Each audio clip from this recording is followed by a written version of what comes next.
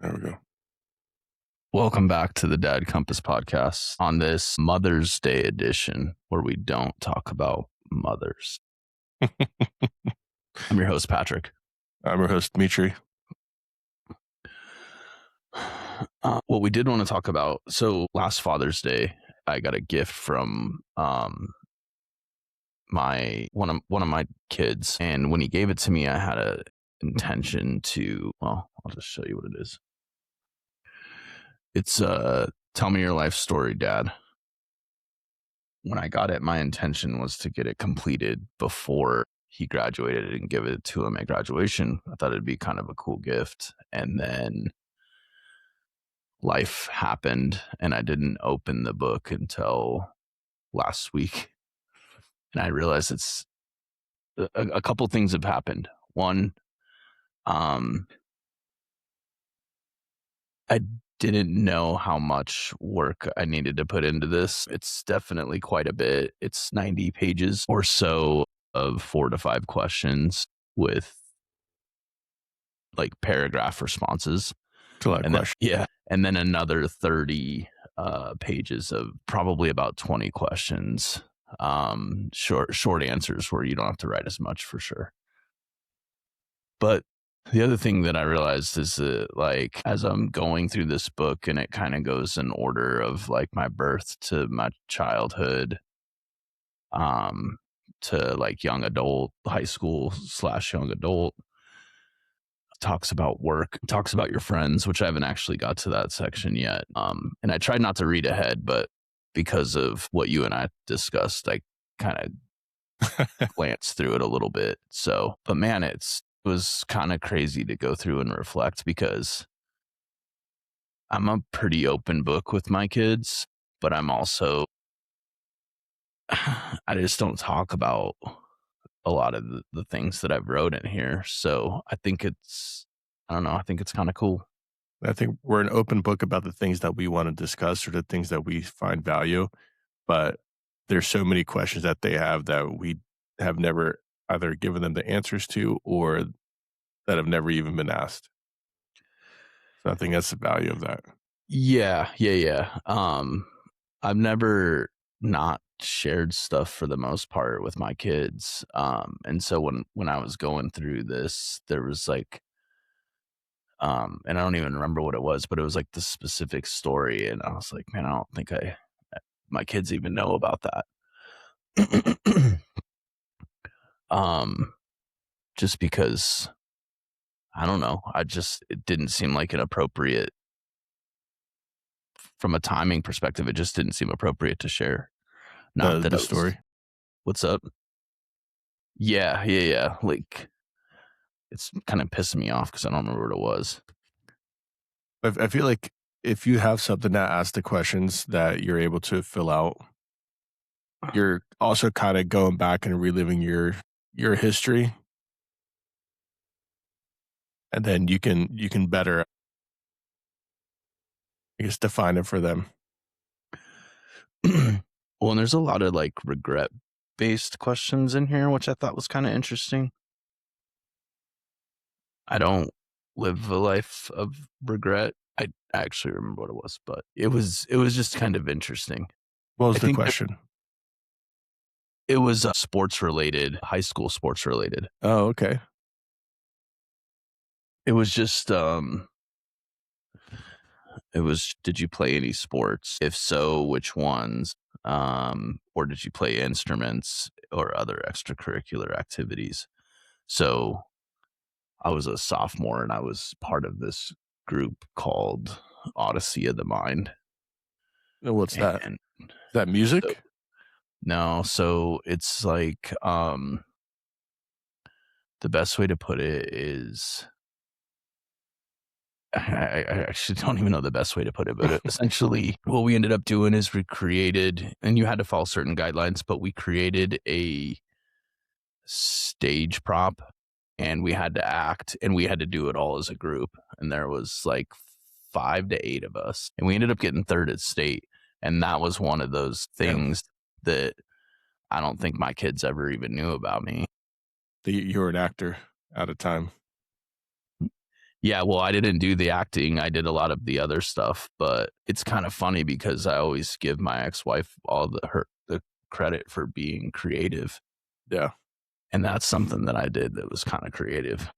that's pretty creative. Well, what was it about? Remember we made like an old style like a car, um and then I remember we were dressed with like I think they're are they called bolo hats, and like I don't know. pinstripe suits.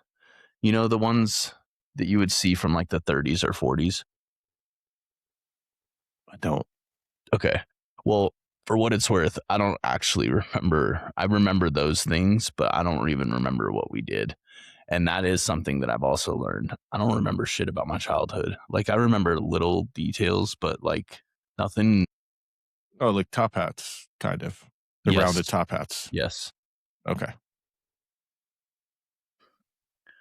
Yeah, there's just a lot of childhood questions in here that I was like, well, and a couple things I had to ask my mom, but those are more birth related. Like, who was I named after? I never actually knew that story. But the childhood questions were a little like, I remember certain things, like not crazy details.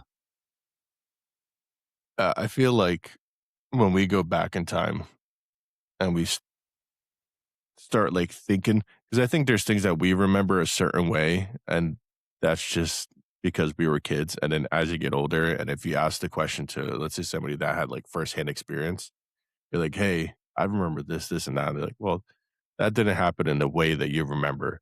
It did happen. It just you missed out a lot of detail in there. And I think uh, I think that's a big thing, at least in my head.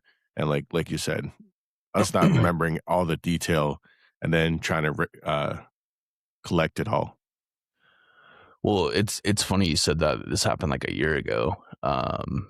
Might have been a year or two ago, but Davis and Logan swear by this story that one of the kids was acting up, and I think it was Davis, and that Amanda, my ex-wife, took.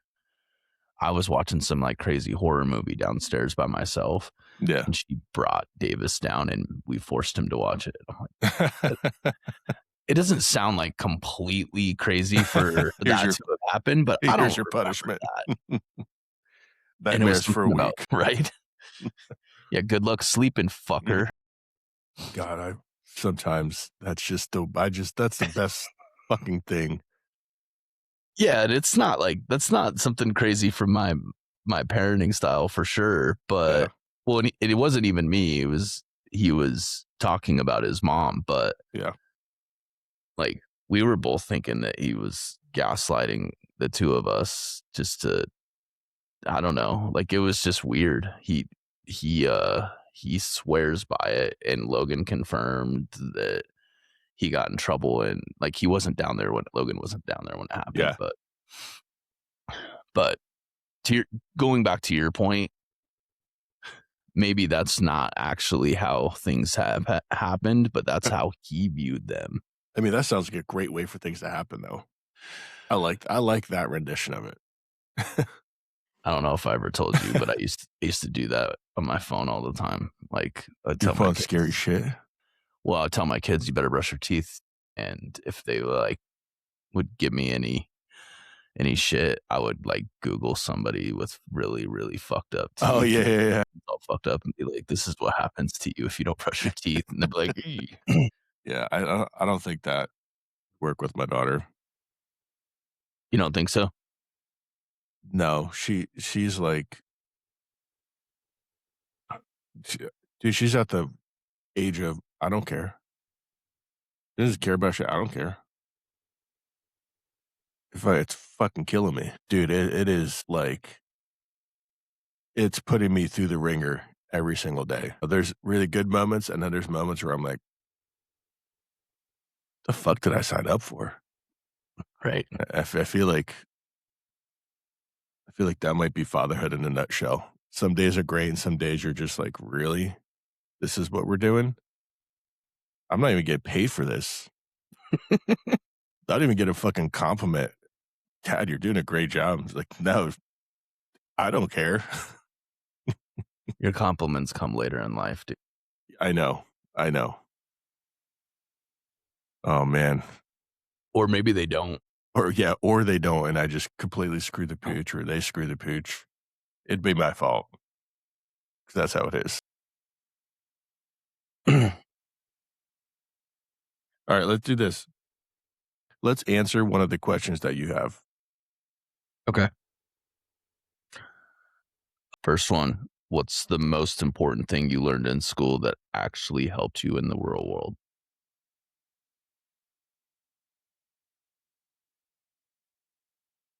The most important thing I learned from school, and it wasn't necessarily like education related, it was choosing who you're hanging out with and realizing the impact that it has on you.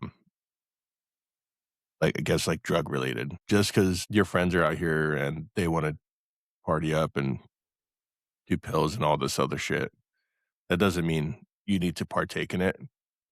And like, you can pick and choose. You're like, well, I like these, but I don't like that. So I think the thing that I learned is choose your company wise. Wisely. Got Yeah. it.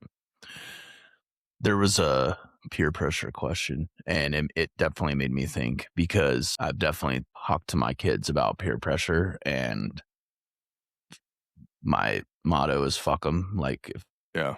they're not your friends if they peer pressure you into doing stuff that you don't want to do anyways. Yeah. But going to your point, mine was drug related. However, I don't think that I was different. I mean, I was, of course, you're a little bit different from high school to now, but I don't think I was different. I think my thought process was the same. That Yeah. does not mean that I didn't do drugs. Like, I think that there was, if I was slightly interested and somebody asked, then I would do it, but it Yeah. wasn't Yeah. necessarily Peer peer pressure. pressure. Yeah. Right. Yeah. Right. Well, yeah, that's what I mean. It's not. I don't think it was peer pressure. It was more so like was I saying curiosity killed the cat, and so like you have to be careful as a kid what you're curious about and how you're curious about it. If it's something that can impact you severely, I don't think it's peer pressure necessarily. I think it's more so personal interest and don't do it. Like pay attention to yourself. Well, and things weren't the same for us. Like, right? We could do some cocaine and be good to go. Yeah. Now you got to worry Now, about all the other shit. now you got to risk fucking dying or being hooked on fentanyl or whatever the case is. But it's definitely fucking gnarly now. I think one of the first times I ever did cocaine, I took like a really fat line and then I went to work at the pizza shop. And I think I like cleaned everything in that fucking shop. Like I came in and my boss was like, dude, are you good? I was like, yeah, I'm great, man. I'm just trying to clean shit up. I'm It's your fucking best filthy. employee. Yeah, I'm like, it's filthy in here. Are you kidding me? I'm like pulling shit out. It's rush. I'm like pulling shit out on the counter. I was like, dude, we got sandwiches to make. I got them. Don't worry about it. And I remember just feeling like shit afterwards. Big dude, I need more. Yeah, those cocaine hangovers are no joke. So my question or my answer for the question, the most important thing you learned in school that actually helped you in the real world. I don't think that I knew this at the time, but like relationships and social interaction Yeah, that you probably just don't realize how important that is later on in life. But yeah, I think I did a good job of blending with everybody. I go hmm into a small school, but there was still little cliques of people, and I had a really tight friend group, but I still, I could mesh with anybody, yeah, right? Like different backgrounds and all of that stuff aside, I have a way of interacting with everybody. yeah, So yeah. I think for me that would be it. Yeah, I think that's a good point. I was more so like I had a few friends that I stuck with, but I also could just kind of blend in with most people. Unless I just thought they were fucking retarded, then I'm like, no, I can't even try. Right. Right. Like I could never like fake it for them. I'm pretty good at faking it. So I have a hard my wife says that's like she's like, "If there's something wrong or, like, you're not enjoying a conversation where you're at," she's like, "You can fucking everybody can tell on your face that you don't wanna fucking be there or be a part of it." I was like, "Well, that's good." I thought I was really good at faking that, but I guess it makes sense. Well, well, and I think for me, as long as nobody like did me Ask you? wrong, no, as long as like nobody did me wrong, then I'm good at faking it. If somebody like Yeah. did me wrong, I'm not near as good at it. You just start talking shit inadvertently at them. Remember that one Yeah. time you completely shit the fucking bed? Yeah, you're an asshole. Right. Right. All right, this next question is kind of a simple one, but it kind of stuck out to me, and I thought maybe your situation would be similar. So, who taught you how to drive? Okay, so we did driver's ed in school, but I also did like a driving like course with some dude, and he had it was a Chevy Monte Carlo. It was like a fucking bus going down the road, and driving for me was pretty simple. It took me a day, and then I was good. Like it probably took me less than a day because once you figure out how much gas to apply and how much brake and the steering, it's really fucking simple. But I learned how to drive stick by myself. I bet you did. I did. Fucking double fisted it. I woke up at like, I don't know, it was like 6 o'clock in the morning one day, and I took my mom's car keys, and she had a Honda Civic and a stick. And I'm in a parking lot, and I stalled this thing about 3 times just trying to pull out of the parking spot. I stalled it another 2 times trying to pull out of the neighborhood.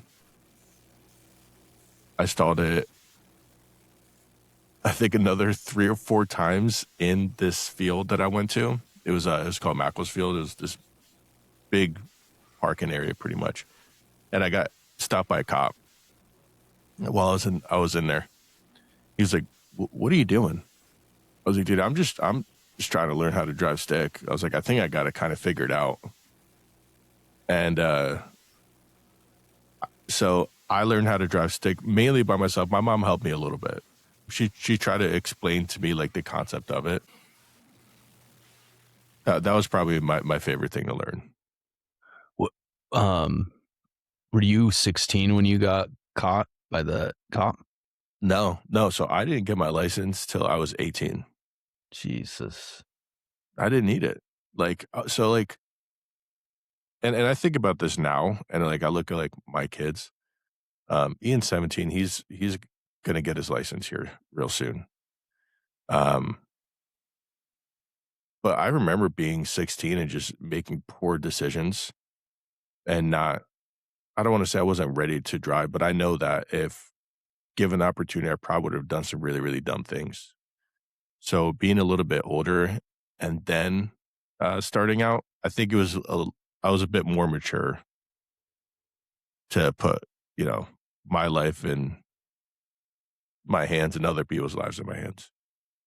So, random question, but do you think that teaching your kids how to drive is a dad's job? Yes, 100%. 100%. I So, think good. no, I just think that I think the dads are a lot more attentive when they're driving.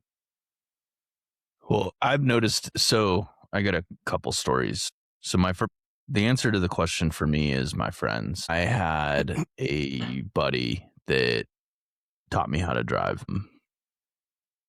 My mom didn't get her driver's license. I don't know how old she was, and she's probably gonna be mad if I say this, but I think she was close to 30 before she got her driver's license. Damn. So to put things in perspective, when she was 30, I was 10. Yeah. So she's only been driving 6 years longer than me. um, but my mom is also not like, she's not a bad driver, but she's a very maybe almost nervous driver, I think would be a good way That's to put it. But she has worked with both of my boys to assist them in driving, but I don't think she ever did anything for me. And at that point, she was Happy Mother's probably Day. sorry. I don't think she did anything for me related to driving. I do recall I think she gave me my first car, but yeah, I learned all driving from my friends that were older. I had friends that were older. When you grow up in a small town, it just happens that way. So Steve was a little over a year older than me. So he had some driving. He had a year under his belt and was able to teach me. Yeah, I think I'm with you. I don't think it took very long. no, I looked at my mom for reasons and things not to do, and I didn't realize how much it bothered me when my mom was driving until I started driving, and then she never drove again. Like, I drove us everywhere after that point. Once I got my, like, license, it was game over. Right. Like, Yeah. it stressed me out when she was driving. I joked with Davis the other night because we went out for dinner and we went and played putt putt. And I'm like, "You're driving." He's like, "Why?" I was like, "So I can have some beers." There you I go. was like, "That's the only reason I had kids, dude. It's fucking great. DDs." All day. That's amazing. um, we'll do. What do you want to do? One more. Yeah, do one more.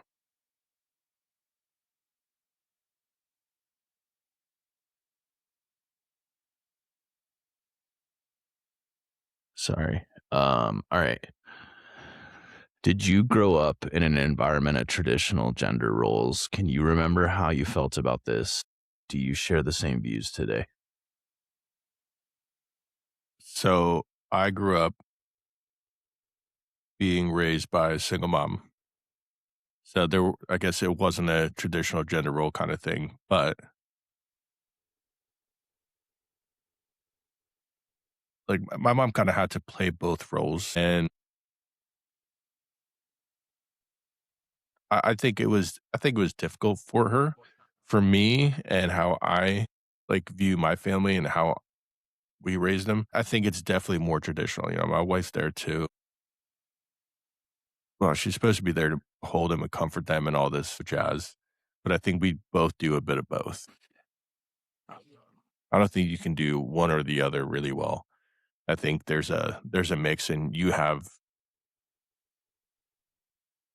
things that you can do better than the other person, but I think it requires both to get the best. But correct me if I'm wrong. At one point, like you worked, Mhm. Emily stayed home. Was she responsible for cooking and all of that other stuff? Oh, yeah. Yeah. Yeah, that was and I'll say this, I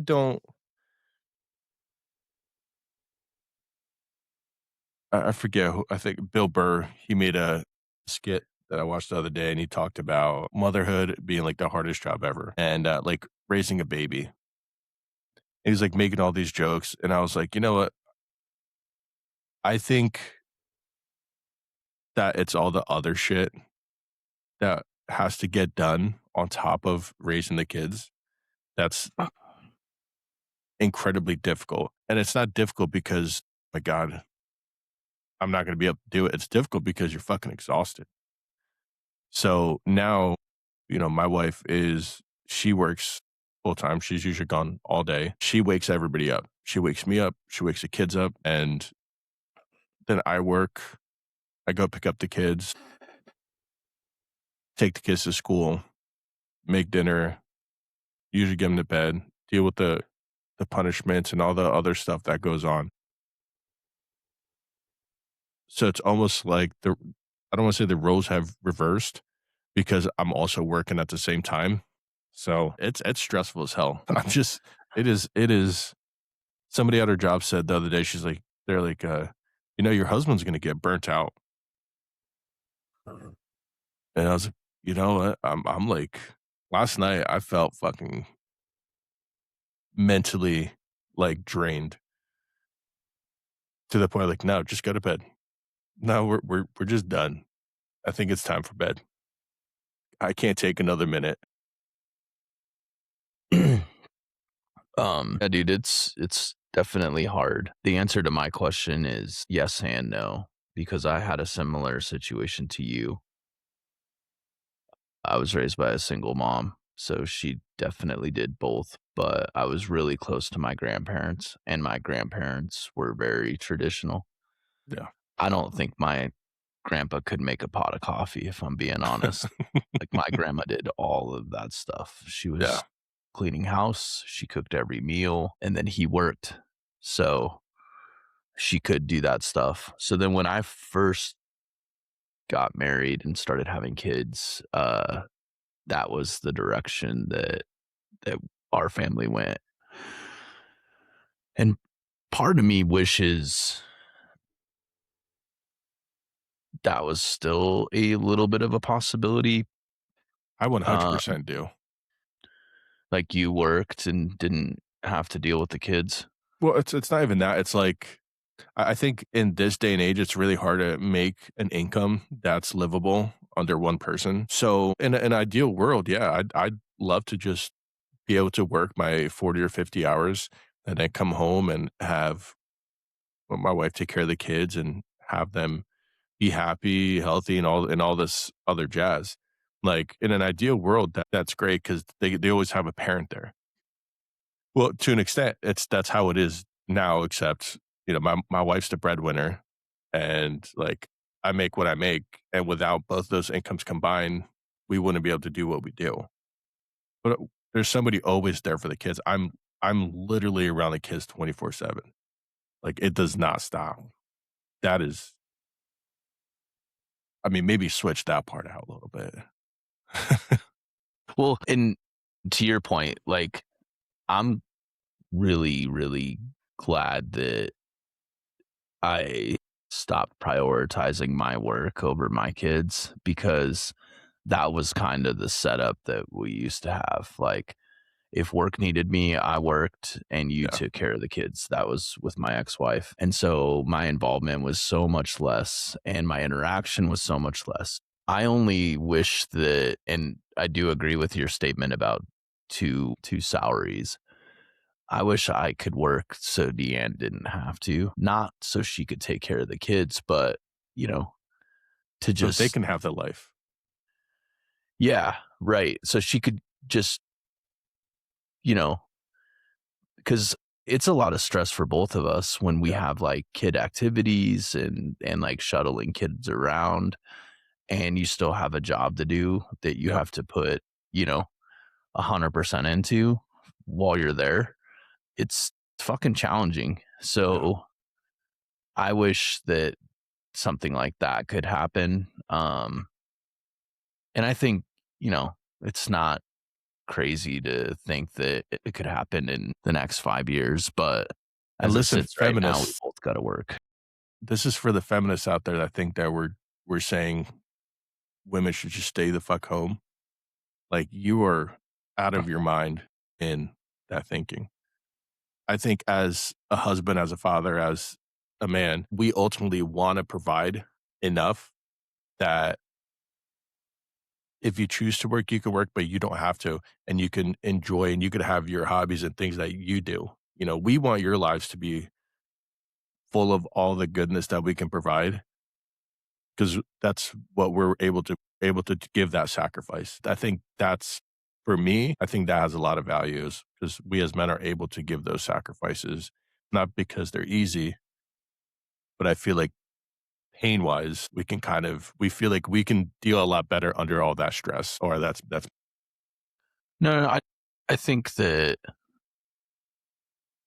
I think what you said is right. And I don't think staying at home and taking care of kids full time is easy, but we're at a different stage because our yeah, kids are, I mean, they're not grown up, but they're getting to that point, right? Like yeah. it's not taking care of an infant or anything like that. But yeah, I agree with you. It's not she deserves or she needs to be at home because she doesn't Yeah. belong in the workforce. That's not what I'm saying. I think it would just change the stress levels if she was able to stay at home and spend time with the kids. And for what it's worth, I'll fucking stay at home if and take care. Exactly.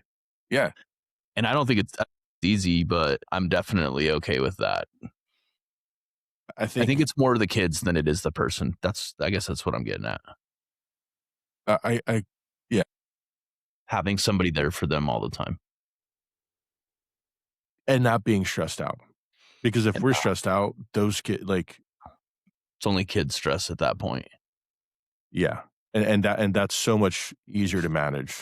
But when it's like your stress on top of it, dude, it is mind numbing. Our dad's actually okay. Or have we just gotten really good at being funny while we're drowning?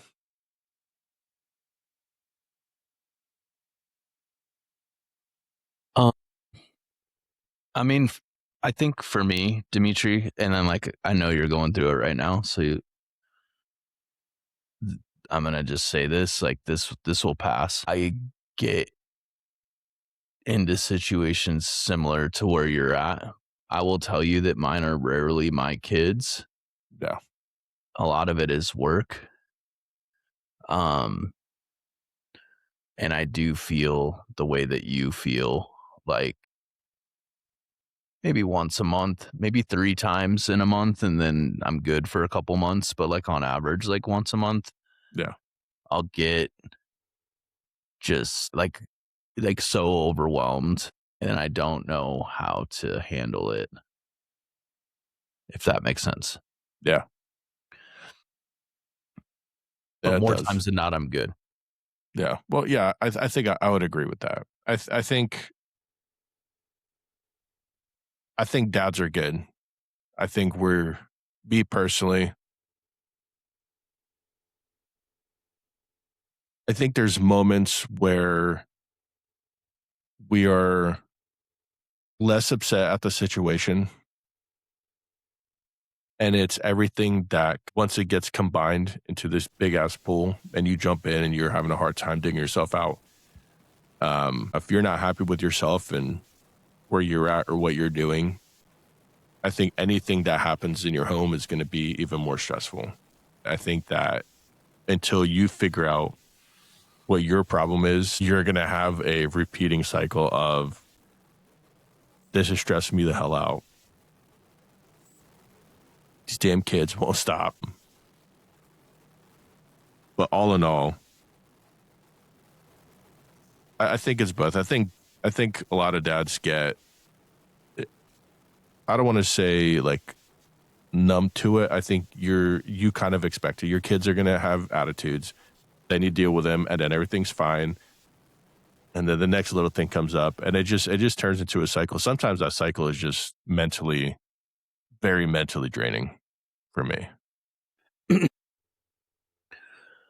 Um, yeah, I get that sometimes with August for sure, because he is fucking relentless sometimes.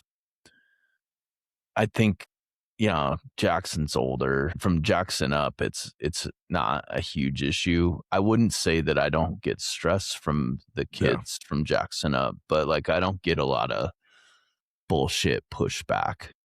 Oh man. I want to send my daughter to your house for 1 week. And you know what? The thing is, I'll send her for a week and she'll be an angel. When Yep. my daughter's not home, she's an angel. And then when she gets home, it's like she puts the horns on. She's like, all right, let's fucking do this. Like, dude, really?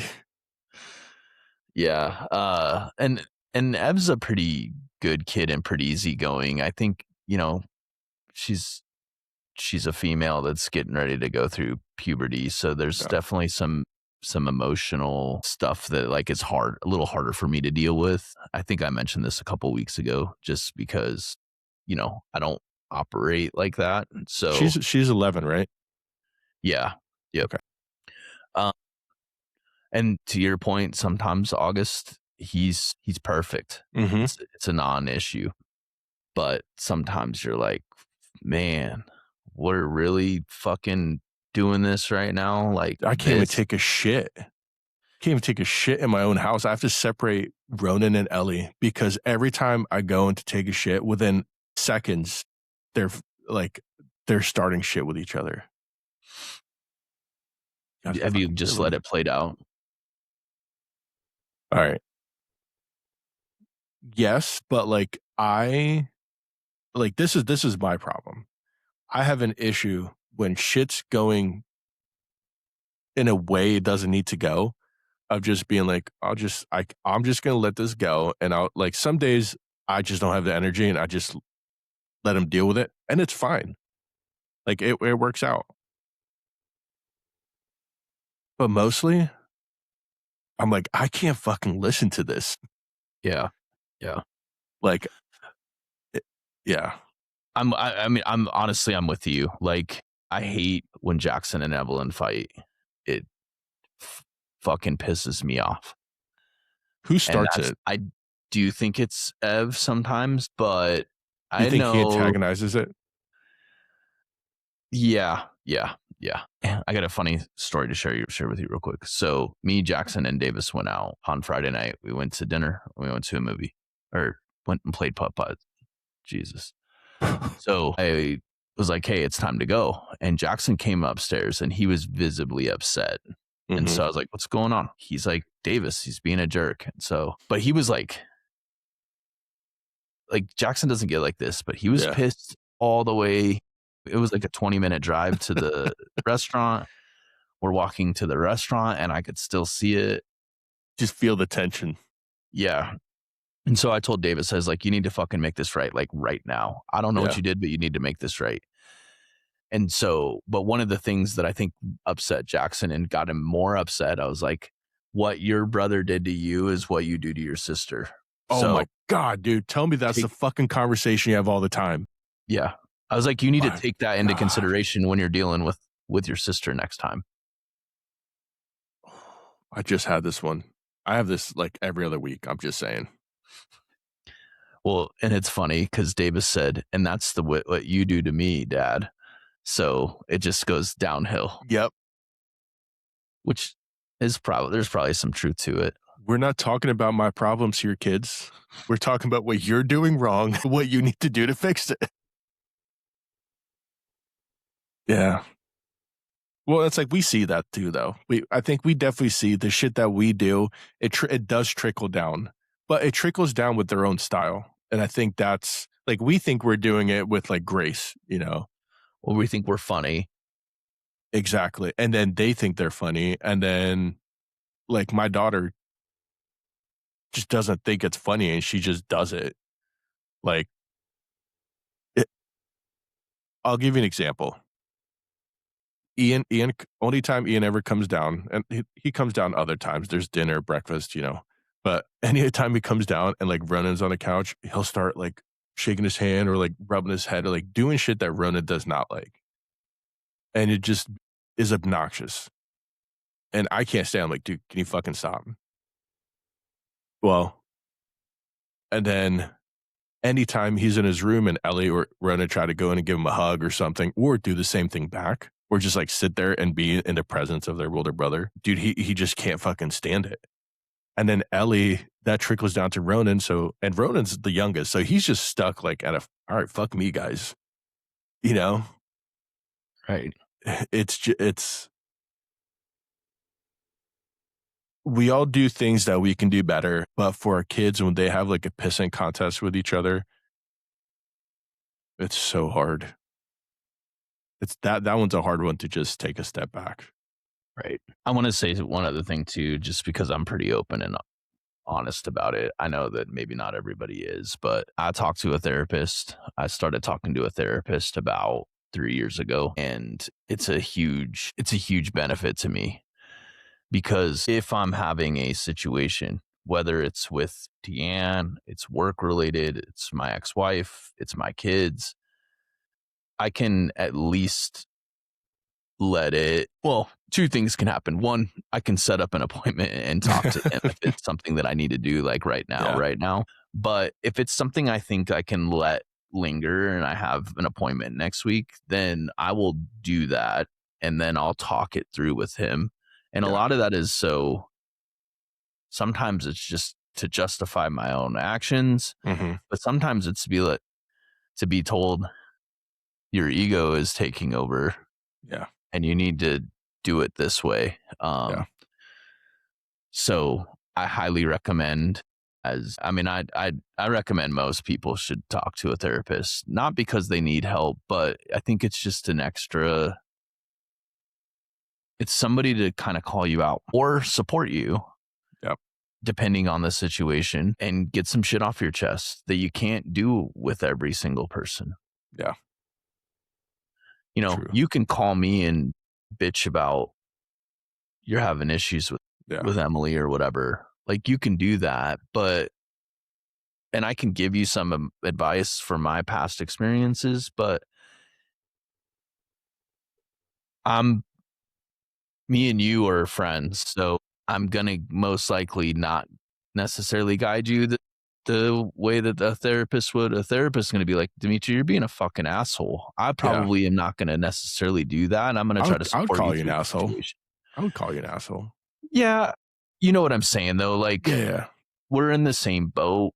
Yeah. We have similar situations, so I'm gonna look things through your Sympathize more. perspective. Yep. Yeah. Where a therapist is probably gonna look at things through A more both rational. perspectives. Yeah.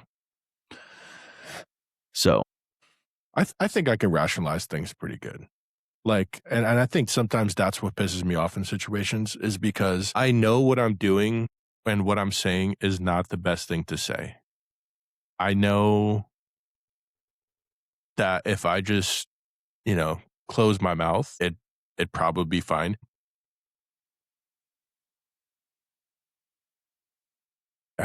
Sometimes I guess need to put some duct tape over my fucking mouth because it's like I tell my kids, it's like, listen, like I argue with you guys, but I'm not arguing with you because I think you're wrong. I'm arguing because the way that you're going about it is wrong.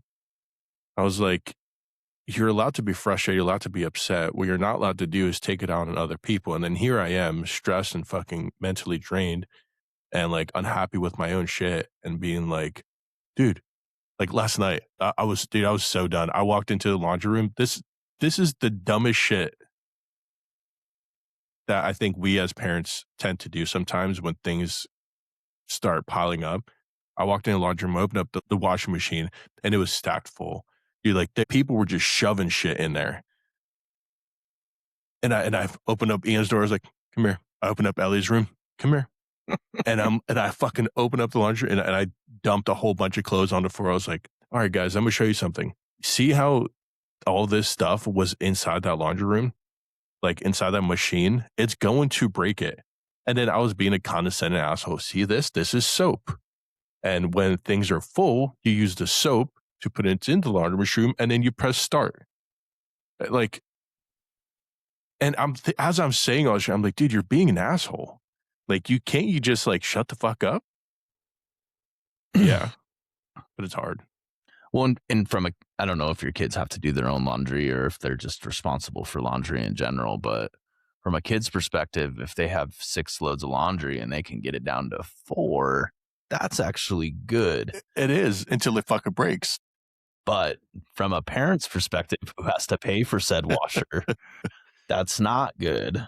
Yeah. Well, It's good for a year, and then that year your machine breaks or whatever it is. This is how spicy my daughter is. Last thing I'll say.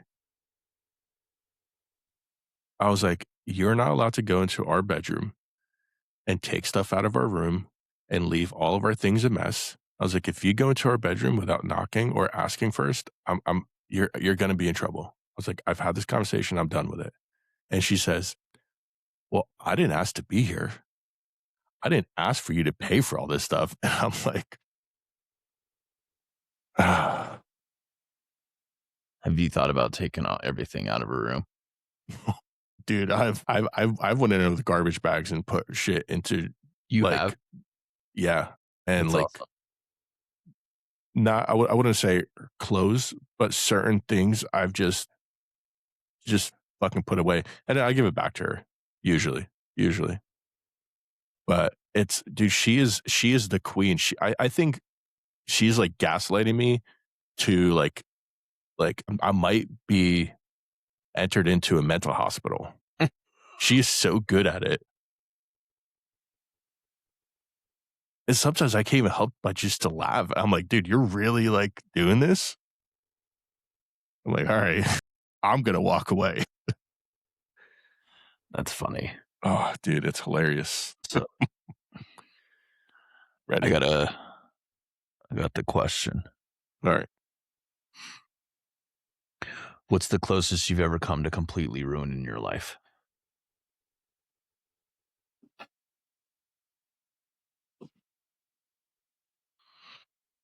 That's a dark question. It is a dark I, I question. I take it pretty dark.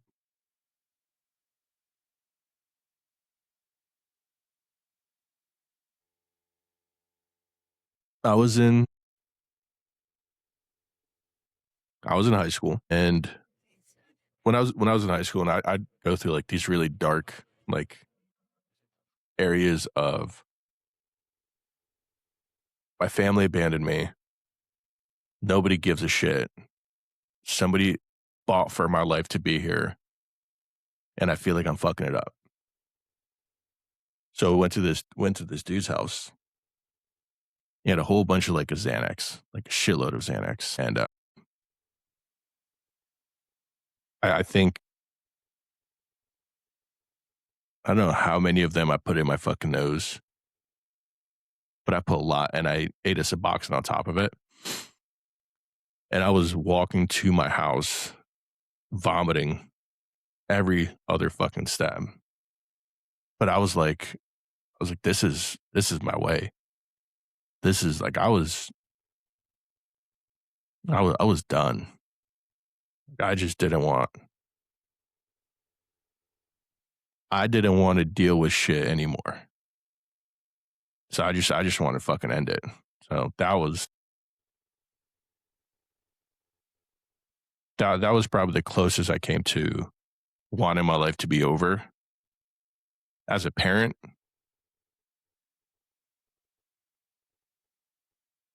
mean, there's like thoughts, but nothing that would ever, come to fruition.